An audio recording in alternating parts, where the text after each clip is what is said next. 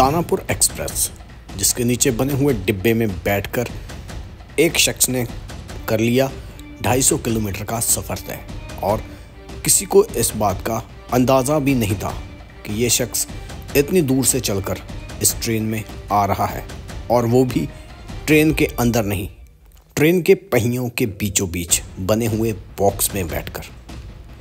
ये इस शख्स की मजबूरी है या फिर पागलपन, ये तो इस शख्स ने इटारसी स्टेशन से लेकर जबलपुर तक 250 किलोमीटर का सफ़र तय कर लिया था।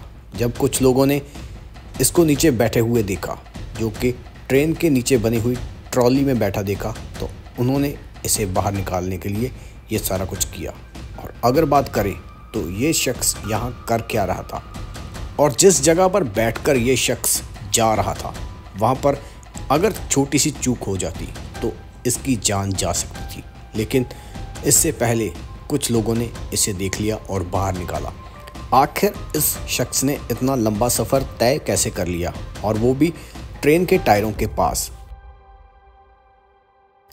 तो अगर बात करें तो जो ट्रेन में एसी कोच के नीचे बॉक्स बने होते हैं, जिसे ट्रॉली कहा जाता है, उसमें ये शख्स किसी न किसी तरह से बैठ गया और 250 किलोमीटर का सफ़र उसी में बैठकर इसने बिता दिया।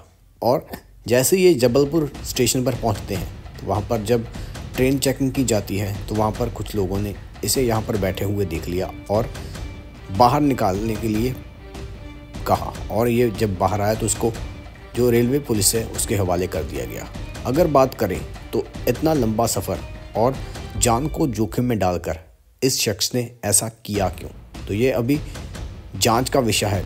और ऐसे आने का रीज़न क्या है, ये भी अभी पता लगना बाकी है। लेकिन अगर बात करें तो अपनी जान को जोखिम में डालकर इतना लंबा सफ़र इस इंसान ने कर तो लिया, लेकिन अगर कुछ ऐसी वैसी हालत हो जाती तो इस इंसान की जान जा सकती थी। और क्योंकि जैसे ट्रेन चल रही होती है पटरी पर, तो बहुत सारी ऐसी स्थितियां आती हैं जहां पर जो बॉक्स है वो काफ़ी हिलता है, और जिस कारण ये गिर के मर भी सकता था। लेकिन फिर भी अगर बात करें तो इसकी जो किस्मत है वो अच्छी रही कि इसके साथ कोई ऐसी वैसी घटना नहीं गुजरी।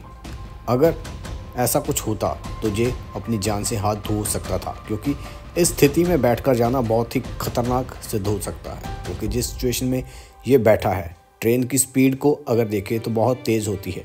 अगर किसी प्रकार झटका लगने के बाद ये गिर जाता तो पक्का मौत होना लाजमी था इस इंसान की। लेकिन भगवान की कृपा से लोगों ने इसे देखकर जबलपुर स्टेशन से बाहर निकालकर जो रेलवे पुलिस है उसके हवाले कर दिया।